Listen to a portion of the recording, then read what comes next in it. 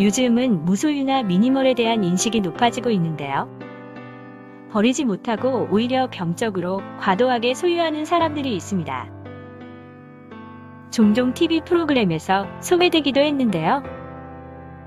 이들은 실제 가치와는 상관없이 소지품을 버리거나 물건과 분리되는 것을 고통스러워합니다.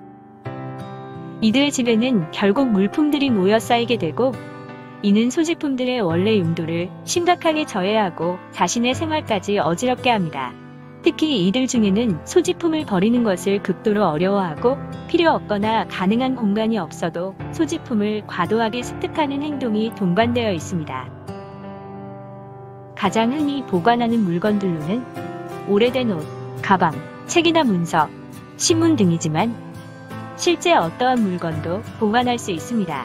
이들이 소유하고 있으려는 물건들은 대부분 다른 사람들이 전혀 쓸모없어 하는 것뿐만 아니라 귀중한 물건도 다수 수집하여 보관하기도 합니다. 하지만 이 귀중한 물건들까지도 가치가 떨어지는 다른 물건들과 섞여 무더기를 이루어버립니다.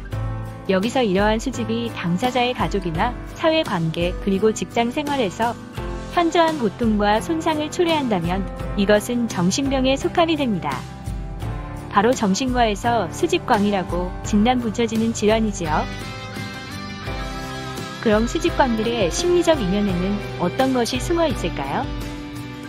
수집광들은 소지품의 필요성이나 미적 가치를 왜곡하여 인지하거나 그 소지품에 대한 강한 감정적 애착을 가지고 있습니다. 어떤 환자들은 심지어 그 물건의 운명에 책임감을 느껴 그것들이 버려지지 않도록 최선을 다하기도 합니다.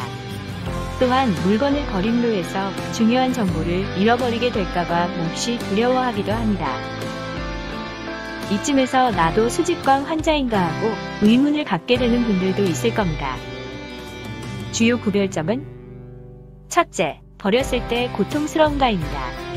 수집광 환자들은 자신의 물건이 버려지거나 그럴 예상이 되면 극심한 고통을 경험하게 됩니다.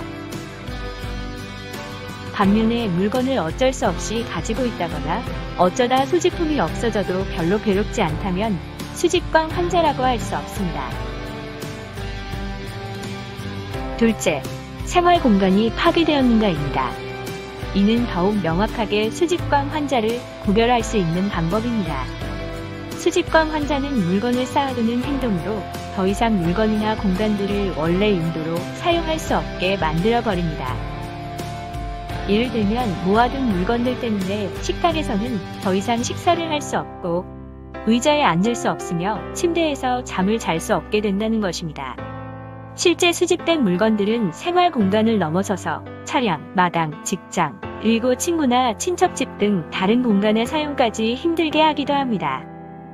결국 이들의 행동으로 어지럽혀진 집은 가족이나 다른 사람들의 개입으로만 정리될 수 있습니다. 반면 어떤 사람들은 수집광 환자들이 축적해 놓은 물건들에 대적할 만큼 많은 물건을 보관하는 경우가 있는데요. 만약 체계적이고 조직적인 정상 수집이라면 수집광과는 다른 경우입니다. 정상적인 수집가는 집을 어지럽히거나 난잡하게 하지 않고 생활의 고통이나 생활의 손상을 초래하지도 않습니다. 병적인 수집광 증상은 나이가 들면서 더 심해지고 보통 만성적입니다. 또한 남녀 모두 비슷한 양상을 보입니다. 특히 수집광 환자들의 3분의 2가 다른 정신질환을 동반하고 있습니다. 많게는 수집광 환자들의 절반은 우울증을 가지고 있다고 합니다. 대부분의 사람들은 무소유와 풀소유 사이 어디쯤에서 살아가고 있습니다. 그러나 병적 수집광은 어느 한 극단에 치우쳐져 치료를 필요로 하는 정신질환이라고 할 수 있습니다. 어떠세요? 당신도 구두나 모자, 피규어 등 뭔가를 수집하여 모으고 있나요? 당신의 수집 행동이 고통과 생활 공간의 파괴를 초래하는가? 라는 두 가지 질문으로 이제 정신질환에 속하는 수집광과는 구별할 수 있으시겠죠?